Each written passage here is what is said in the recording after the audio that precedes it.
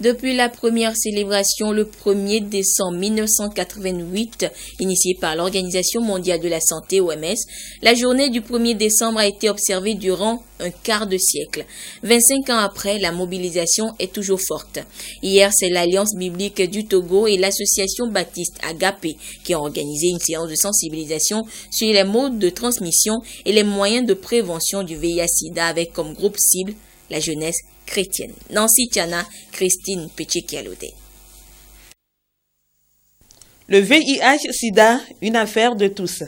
C'est dans cette dynamique que ces jeunes des églises baptistes et des autres confessions religieuses ont été sensibilisés sur la maladie, ses modes de transmission et ses moyens de prévention.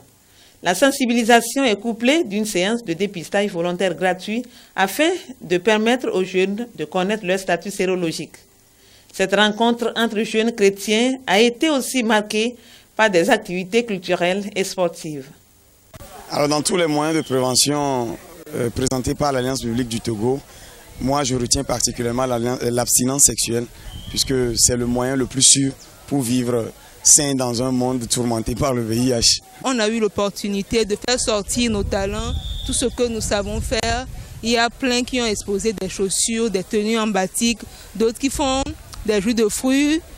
En même temps, sur terrain, il y a d'un côté ceux qui font du foufou, il y a plein de choses, donc ça nous aide vraiment.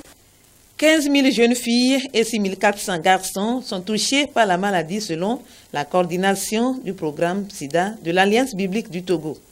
Conscients qu'un esprit sain loge toujours dans un corps sain, les responsables de l'Alliance ont proposé une approche chrétienne à travers leur programme de lutte contre le sida dénommé « Où est le bon samaritain ?»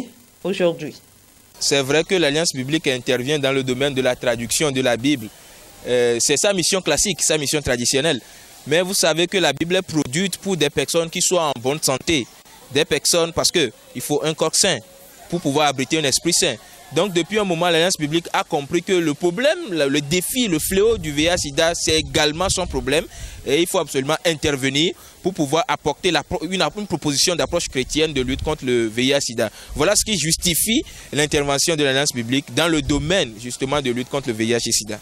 L'habillement indécent fait aussi partie des facteurs de risque.